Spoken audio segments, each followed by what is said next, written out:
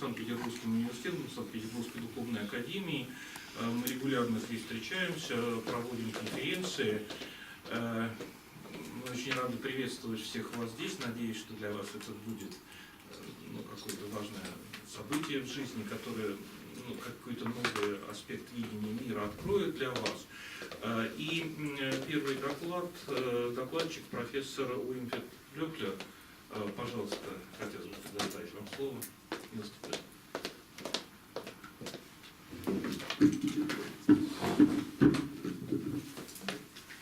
Доброе утро. I'm very happy to be invited here, and I was deeply honored. Unfortunately, my Russian is very poor, so I'm going to speak in English. My topic will be on some stories which are told about consciousness and free will, and I want to show you that not everything is true.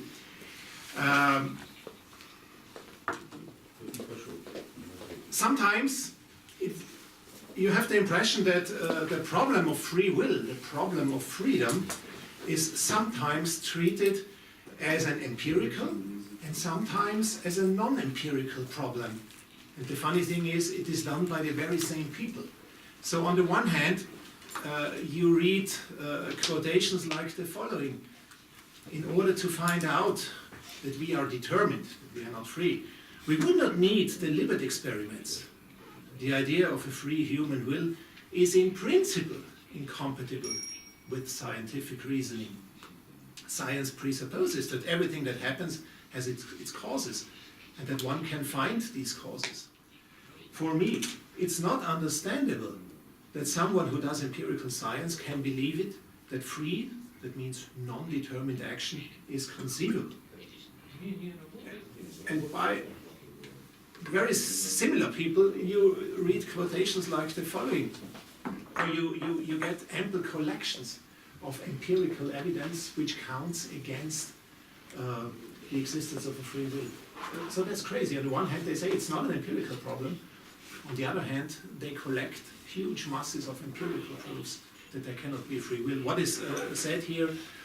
There are these famous Libet experiments going back to the 1980s, various experiments in social psychology, experiments with transcranial stimulation of the brain, magnetic stimulation or electrode stimulation in the brain if you open the skull. Now we have these new possibilities of brain scan during action and so on and so forth. And I will tell you that not everything is true, what you can read.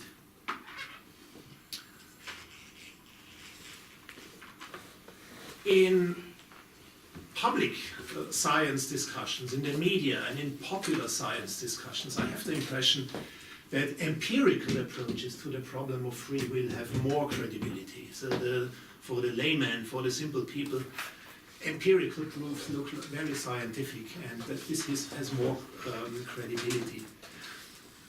I could even tell you something about a nice experiment that a young American colleague made. She gave the same good and bad explanations, psychological explanations to the people, and she found out that if you decorate this explanation with a lot of neuroscientific vocabulary, if you make it sound very scientific, then the people believe even very stupid and very trivial and very bad explanations. So my thesis today will be that beyond all their philosophical problems, some of these empirical proofs against the existence of a free will, they are not even true as empirical proofs. They are not even true as empirical results. So I would encourage you keep a sober skepticism, especially when you read summaries by others, when you read things about empirical brain science and so on. What is the argument in the background? There are many so-called empirical arguments against free will. A nice collection is a book which comes out in these days by Sven Walter. Two of these arguments are the following. Firstly, the causability argument has two premises. First premise, if actions can be caused externally, yeah, then they are not free. The philosophical premise. Then secondly, the empirical premise is this. Actions can be caused in experiments. And if this is true, then hence actions are not free. Or the predictability argument. If actions are predictable, then they are not free. This is the philosophical premise. The empirical premise is actions are predictable, and hence actions are not free.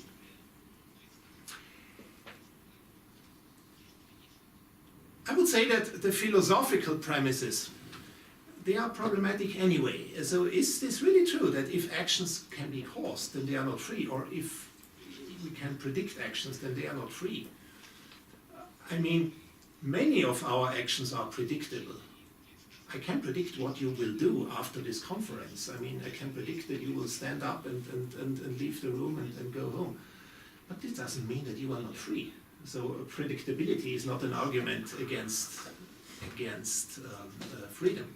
Or if somebody would show completely uncaused behavior, completely uncaused by situations, by the things other people say, then we would not count this as free behavior. This would rather be, this would not even be an action. So completely uncaused, uncoordinated behavior is not an action. So I would say being caused by certain situations or by actions of the others is not an argument against freedom.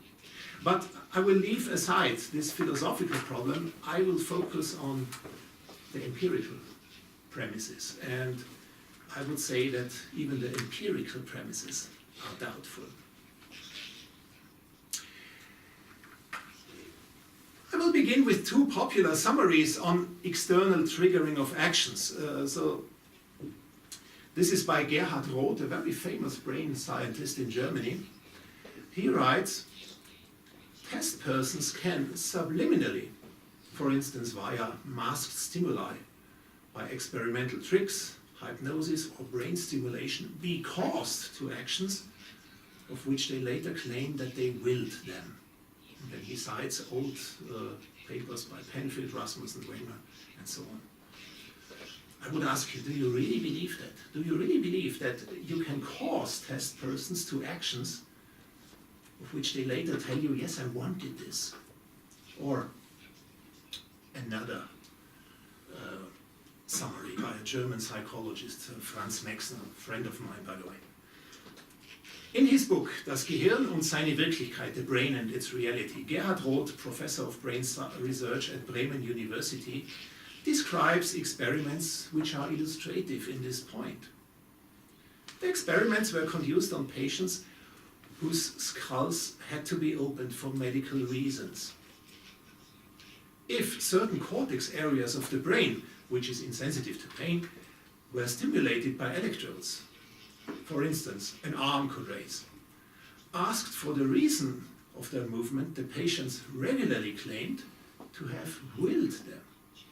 Stimuli in deeper structures like the thalamus also caused movements, but the patients perceived them as unintentional or even against their will. I ask you again, do you really believe that you can cause a patient via an electrode stimulation to an action and later on he tells you, yes, I wanted that? Would the test person perhaps in the first, second, fifth round not even find out there is something fishy here? Yeah. So do you really believe in such summaries? If you are skeptic, I would say you're in good company. Don't believe that. It's simply false.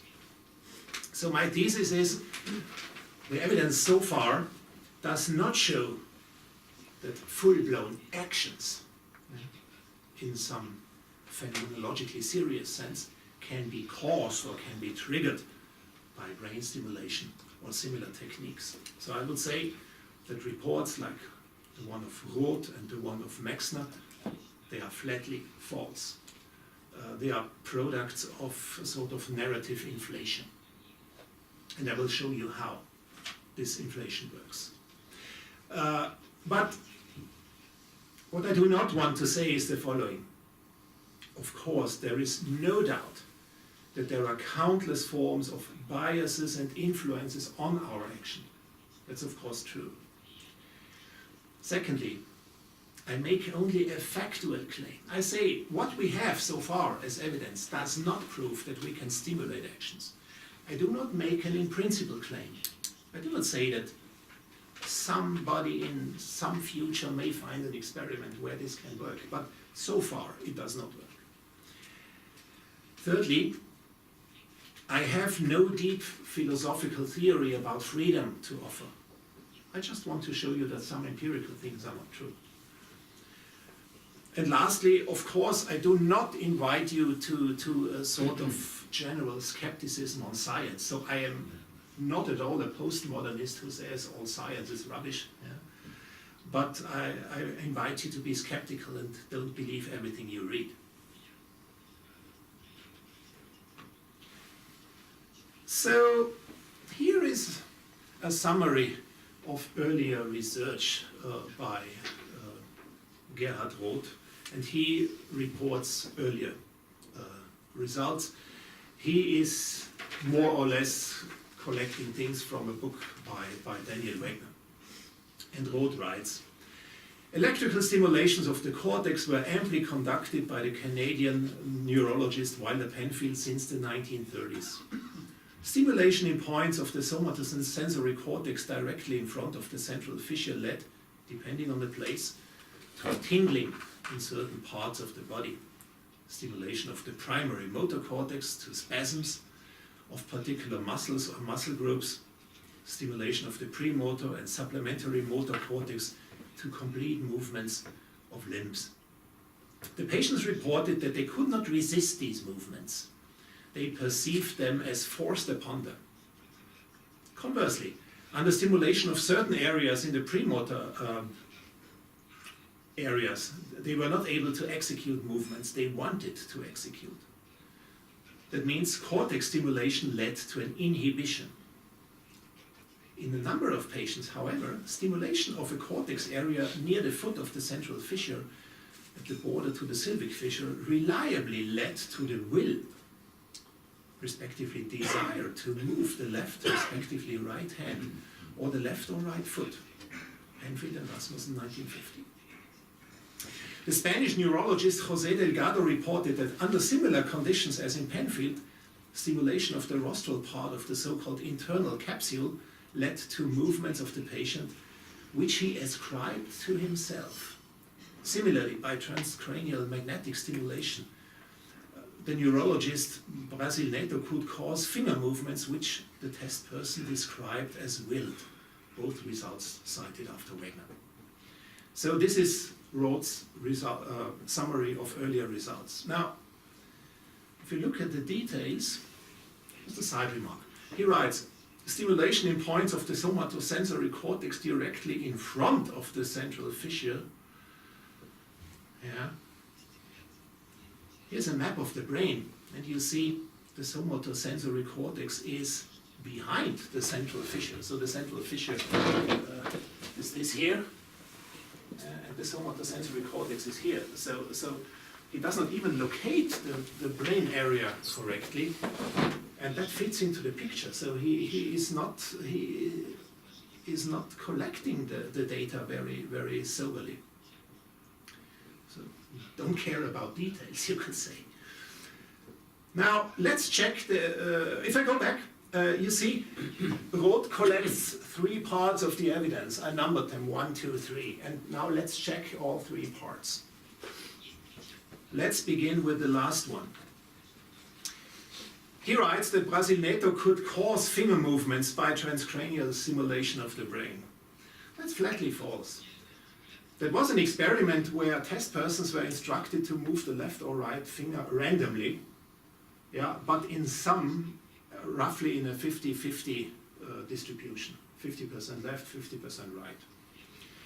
And if you stimulated the brain magnetically, then you had a slight slight shift of the left and right probability. So if you stimulated them on the left hemisphere, they moved the right finger some percent more often. That was all. So there was no action caused at all. There is no strict correlation here. So Roth confuses a strict correlation with a mere probabilistic correlation here. So this is quite a boring experiment, and I would say, and we can forget the third part of the evidence. There was no causing of an action here. Maybe I skip this. This is another probabilistic experiment which is not so interesting. What about triggering action by electrode stimulation? So that's number one in Roth's collection of the evidence. Roth says that the test person, when her brain was stimulated, here you have a part of a brain with numbers of points where the people would stimulate with electrodes. Here are the results of Winfried and Rasmussen. So this is an original quotation of Penfield and Rasmussen. They write, "She felt as though she wanted to move her left hand." So there was an inner urge to move, but it was not her will. She had the feeling, my hand wants to move now. Yeah? Or she reported the same desire to move her left hand. Yeah? The desire to move the right hand is not, it's not an action of the person, it's something that your body wants to do if you get stimulated. The person cannot block this. Yeah? So I would say a desire to move the hand or a feeling as though she wants to move is not the same as the will to move. Yeah, and these experiments were done very often, so this is also not something really exciting.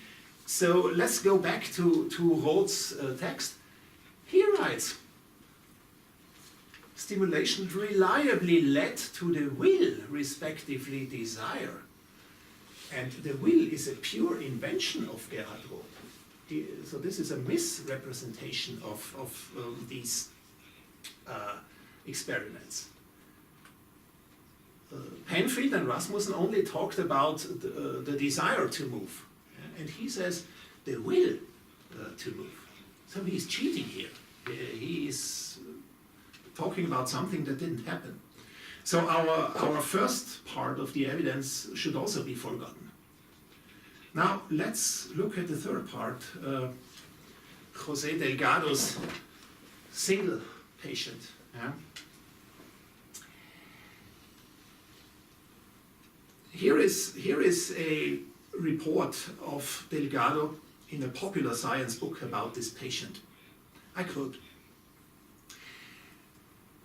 Delgado first begins with some results which are very similar to Penfield electrode stimulation, which leads to some desire to move. Yeah? And then he writes, in contrast to these effects, electric stimulation of the brain may evoke more elaborate responses. For example, in one of our patients, electrical stimulation of the rostral part of the internal capsule produced head turning and slow displacement of the body to either side with a well-oriented and apparently normal sequence, as if the patient were looking for something. The stimulation was repeated 6 times on 2 different days with comparable results. Now, the interesting fact was that the patient considered the evoked activity spontaneous and always offered a reasonable explanation for it. When asked, what are you doing, when he was moving his body, the answers were, I am looking for my slippers. I hear the noise. I am restless. I was looking under the bed. But if you go on in Delgado, you find out Delgado himself was more than skeptical about this patient. He writes, in this case it was difficult to ascertain whether the stimulation had evoked a movement which the patient tried to justify, or if an hallucination had been elicited, which subsequently induced the patient to move and to explore the surroundings. So he did not believe that he had caused an action. Delgado believed that he had caused a movement or a hallucination, and the patient tried to explain this movement afterwards. Now, a funny story. In 2007, I found out that José Delgado was still alive. Was 92 years old. He was living near San Diego, and I telephoned with him. And I exchanged some emails with his wife, who was his research assistant in these years. And he confirmed to me that this patient was completely boring and uninteresting. He said, yeah, well, maybe he wanted to do a favor to the experimental team. He wanted to explain his movements. Yeah, it was a sort of rationalization, or a sort of confabulation. And he wrote to me in a private email, repetition of electric stimulation of the brain showed that the evoked behavior was reliable, but the patient gave different explanations for the movement, which was not in his usual repertoire. He did not say that he had initiated the movement for a purpose. He tried to explain it after the fact. So we can forget also this third part of Roth's evidence. This is also false. We have here a case of a stimulation of a movement with a later confabulation or a later rationalization story by the patient. So the evidence has disappeared. Now, how does narrative inflation work? How can you get from an empirical molehill to a narrative mountain? Yeah? What's the summary of the empirical basis so far? What did we find so far? Firstly, we have fairly good evidence for slight and gradual deceptions about control and authorship. So that was Brasiletto with his finger movements. Yeah? But this is surely not describable as an external determination to an action. This is a marginal influence on our actions, but not more. Secondly, we have good evidence that we can stimulate with electrodes movements and desires to move, but these cases are perceived as forced upon by the patient. So the patients react like, hey doctor, this is you and your electricity, this is not me. And thirdly, we have one single case of a seeming stimulation of an action, that's Delgado's patient, but we saw it is considered as more than dubious by the researcher himself. By the way, Delgado has nowhere documented this case in a proper way in a scientific journal. It's only mentioned in a pop science book. The book I mentioned is Towards a Psycho-Civilized Society.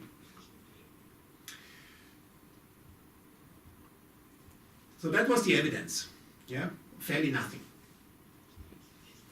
And now, the first step is that Daniel Wegner, in a book Against Free Will, invents a feeling of doing.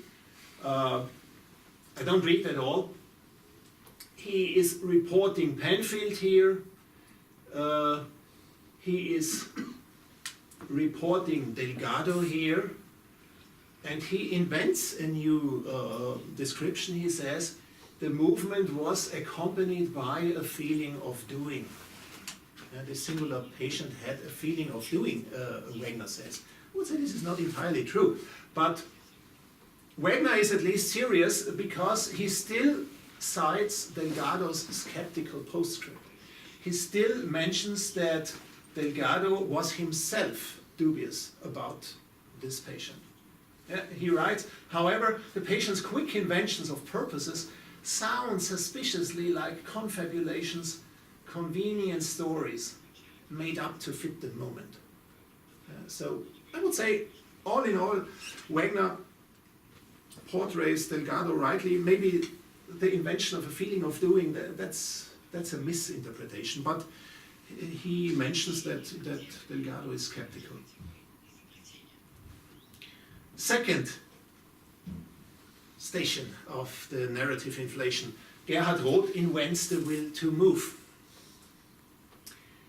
Again, compare Penfield and Rasmussen. She felt as though she wanted to move her left hand. She reports the desire to move the left hand. And Roth portrays this as the will, respectively desire. Or in German, zum Willen beziehungsweise Bedürfnis.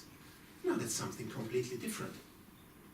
The will to move is something completely different than a stimulated desire to move. So that's a pure invention, I would say. So let's try to get a synopsis of the narrative changes. I bring you again the core of Gerhard Roth's text. And this is the text you can find in paperbacks. This is the text which is written by 10,000s of people in Germany. And Roth is an important figure, and you might tend to believe him. He tells you that in a number of patients, however, stimulation of a cortex area near the foot of the central fissure at the border to the sylvic fissure reliably led to the will, respectively desire, to move the left, respectively right hand, or the left or right foot. Penfield and Rasmussen, 1950. The Spanish neurologist Delgado reported that under similar conditions as in Penfield, stimulation of the rostral part of the so-called internal capsule led to movements of the patient which he ascribed to himself. Similarly, by transcranial magnetic stimulation, the neurologist Brasilnetto could cause finger movements which the test person described as willed. Both results cited after Wagner 2002. As a normal reader, you would now say, wow, incredible what the brain researchers can do and incredible how our actions can be caused. As a normal lay reader, you are impressed. That sounds very scientific. But you know better now. Here you have a synopsis of what happened to that text. The will, respectively, desire. That's a completely unwarranted insertion of Gerhard Roth. There was no will. There was a desire. He's talking about the patient. Yeah? That sounds as if it was a general phenomenon. Yeah? The patient was only one single patient. Then, here, the empty box. This is the place where Delgado's skeptical postscript should be. Delgado himself was skeptical, but Gerhard Roth snippled out this skeptical postscript. Then, the next sentence begins by similarly. No, the experiment of Brasilnetto with the magnetic stimulation was not similar to the electrode experiment. It's not similar at all. Roth confuses strict correlations and mere probabilistic correlations here. So that's undue. And on the last claim that Brasilnetto could cause actions, this is simply false. Brasilnetto could exercise a slight influence on the probabilities of left and right finger movement, not more. So in this little text, which sounds very scientific and very serious and very well empirically based, you find a huge bunch of mistakes, and even close to cheatings, I would say. How much time do we have left? 1 minute. 1 minute. I would have 3 more examples of such empirical legends. I don't tell you everything. But maybe the most famous one, which is discussed currently in Germany. That's by John Dylan Haynes, a British-born psychologist in Berlin. Nice guy. And about reading hidden intentions. And this is discussed back and forth currently. Here is a portrait of Haynes' researches. The conscious decision to push the button was made about a second before the actual act, but the team discovered that a pattern of brain activity seemed to predict that decision by as many as 7 seconds.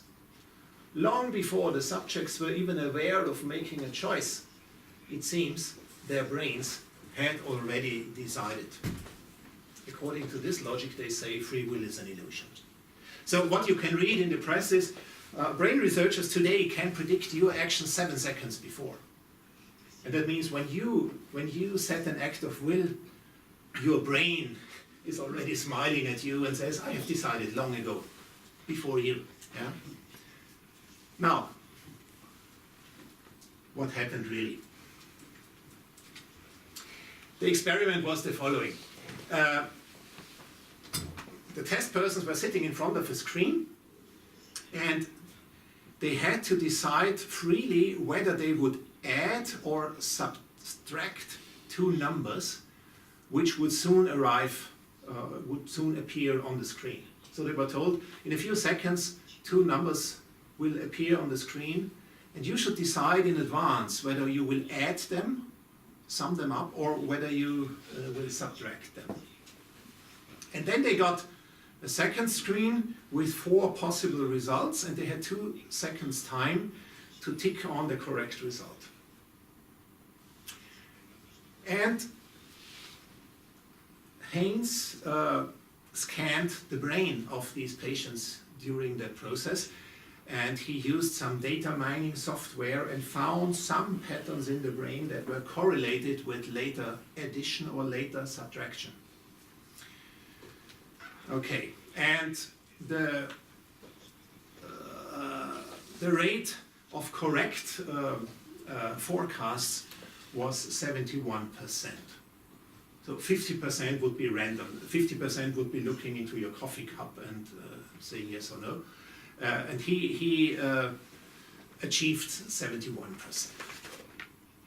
Now, I would say what Haynes saw in the brain was just the brain correlate of the deciding process. I mean, it's natural if you are instructed to think whether to add or to subtract, that something will go on in your brain and that you see that in the scanner. That's quite clear. So he observed the brain correlate of the deciding process, and the deciding time was about 10 or 11 seconds. So it's no wonder that 7 seconds before ticking on the number, they saw something which correlated with the final ticking of adding or subtracting. So that's completely boring. So at most, what was achieved here was a case of reading our intentions, but it was not a case of predicting our intentions. So this is not surprising at all. And I would say 71% is quite a still poor score, even for mind reading.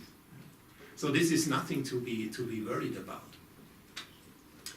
So to sum up, there is a high public credibility of empirical attacks against free will. I told you about the 2 basic arguments which are in the background here, the causability argument and the predictability argument. In this paper I wanted to show you that the empirical premise of these arguments is more than dubious. There is no empirical evidence for external causing or triggering full-blown actions in a serious sense of the word, not the word, the word action. There are a lot of false popular science reports about these experiments, and they rely on misunderstandings and this sort of narrative inflation. And I think there are similar results about these experiments on predicting intentions and actions. I mean, I left it open whether free will is an empirical or a non-empirical question, but I am quite sure that it is not fruitful to discuss it on false empirical premises. Thank you very much.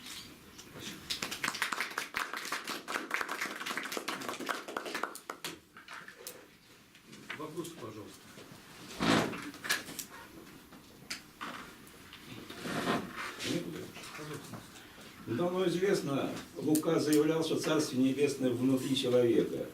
Наука еще не научилась эти свойства Царства Небесного выявлять в человеке. Стоит ли вообще говорить об этом, о свободе воли человека?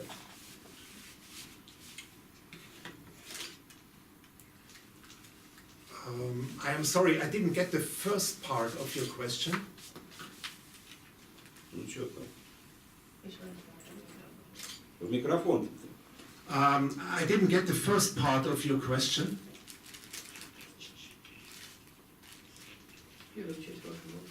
Можете первую часть? А. Часть вопроса повторить.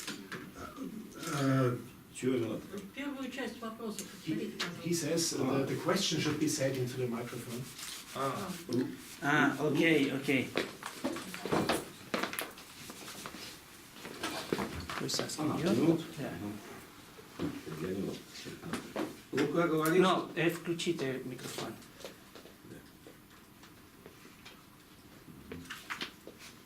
Лука говорил, что Царствие Небесное внутри человека. А наука еще не научилась распознавать Царствие Небесное по его свойствам. Чего?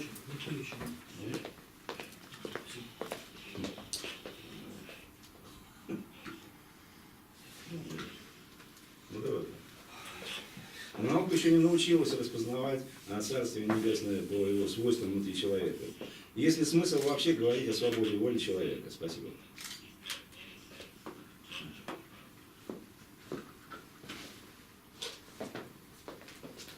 Well,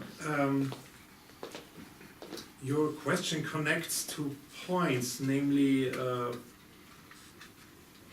the kingdom of God is inside the man, but also somehow free will is. Yeah, is it inside man? I would say.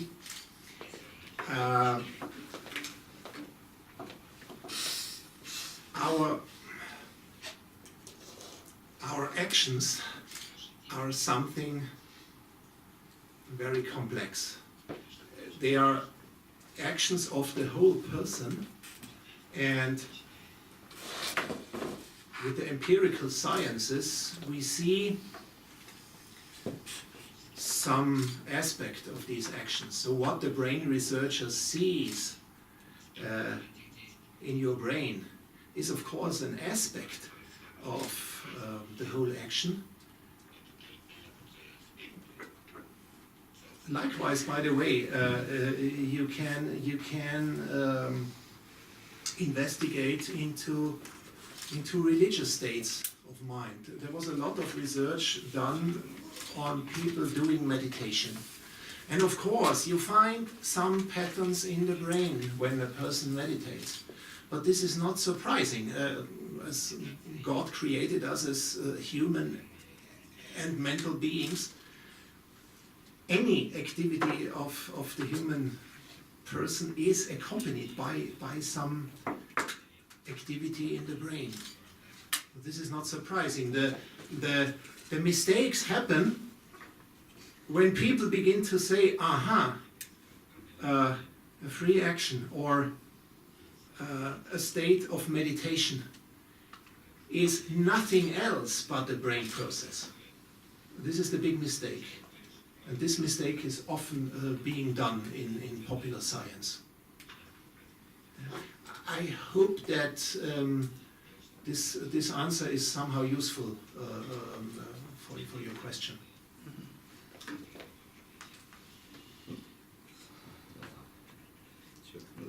Еще вопрос, пожалуйста.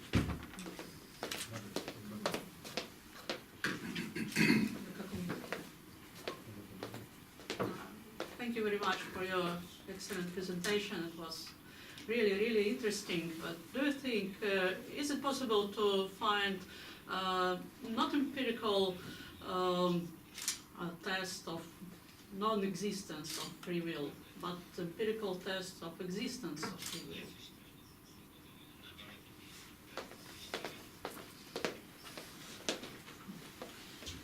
Well, cannot tell you much more than a tendency or a sympathy towards certain experiments. Now I'm rather skeptical. So I said I don't make an in principle claim. So never say never. Yeah, you should always be careful. But if you ask me personally, no, I'm rather skeptical. Yeah. So what we do in the natural science approach is a certain perspective at the whole complex phenomenon of acting, and I couldn't imagine how an empirical proof for free will could look like. On the other hand, from the phenomenological approach, it's so evident that we act freely, even if our acting is guided by motivations, reasons, external causes. So in many cases, our action is explainable by external reasons, external causes, and still we can say we are free. I mean, tomorrow I can predict that I will go out with the train to Domodedovo, and I can predict what I will do at the airport. And this is caused by certain circumstances. I have a flight ticket and so on. I must go home. But nevertheless, I'm not. I'm free in doing that. So I'm skeptical. So just not an empirical question at all. Yes, I'm Not a really. question of free will. No. Okay, thank you.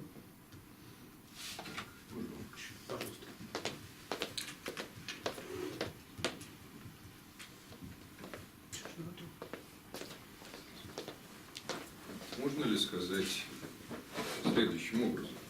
Когда мы подсматриваем за принятым решением, оно еще... Подожди минуточку, он не настроился. Или вы не настроились? Он не слышит вас. не слышно. Перевода. Окей? Yes? Yeah? Можно ли вот понимать следующим образом эти результаты? Когда вы посматриваете за решением, которое еще не выведено на табло сознания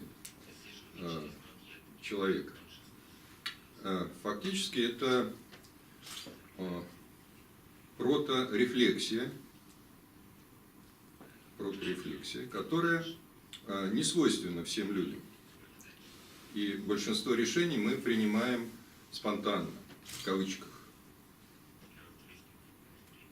Но мы можем тем самым переводить аппаратным образом сознание в модус рефлексии.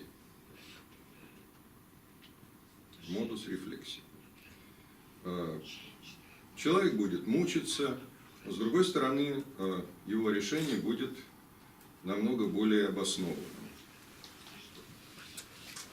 Это первый вопрос. Второй вопрос.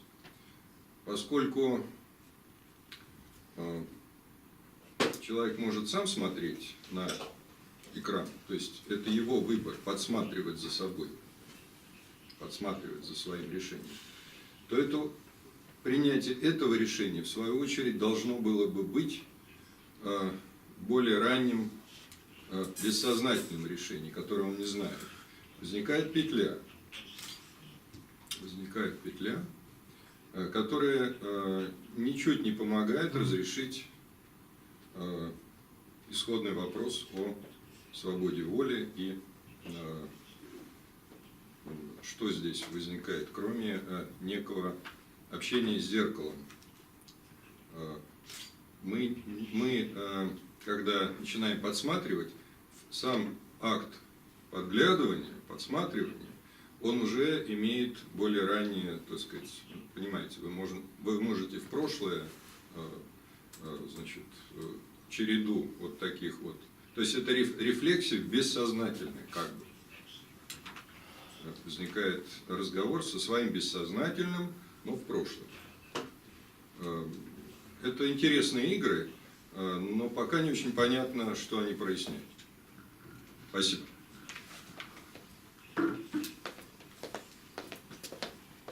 Вопрос второй. Ну, поясни. Okay. Thank you very much. This,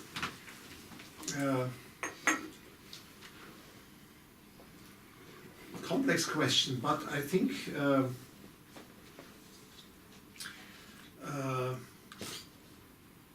I try to answer them both from a certain angle. You see absolutely rightly that an action is a very complex phenomenon, and it is like an iceberg. What comes to our consciousness is only the tip of the iceberg, and there is a huge part below water level, or below our conscious approach. So what brain science helps to discover now are the hidden aspects of actions. And I think your question helps to understand that a good part of these researches I was talking about, they rest on a false premise. Namely, in pop science, it is often presented as if there was an absolute clock somewhere in the brain. The clock is ticking, and all the brain processes are measured against this clock. And then if we see something electrical going on in the brain before it comes to my consciousness, then some researchers say, aha, now we see that my acts of will are controlled by some electric phenomena in the brain. But this is a mistake. There is no absolute clock in the brain. There is no central time giver for all the processes. And so it's no problem that there is something electrical going on in my brain before an action comes to my mind. And you cannot say that this electrical phenomenon is the cause of my action. So the action is a whole, is a complex phenomenon. Some aspects of it make the way to our consciousness, and a lot is down in the iceberg, and we don't notice. And no problem. I mean,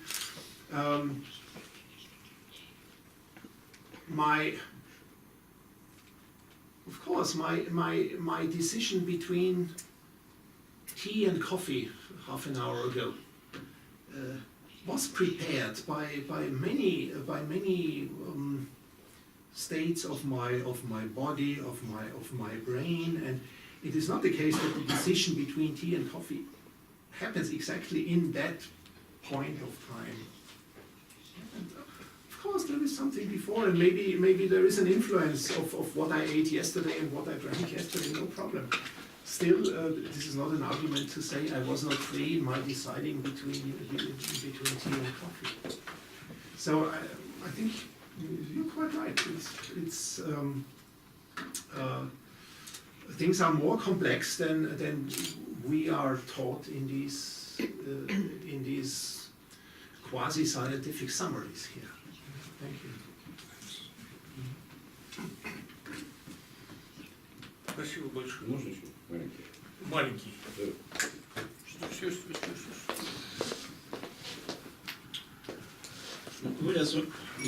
Ковыряться в мозгах – один из способов определения свободы воли.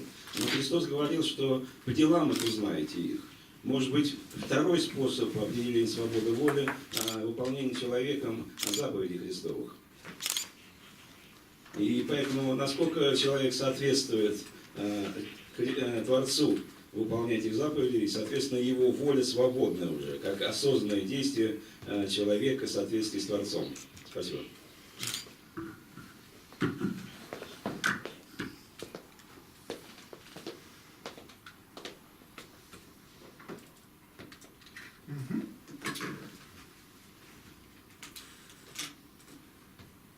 Yeah, that would be a theological argument, which is of course okay in its context, but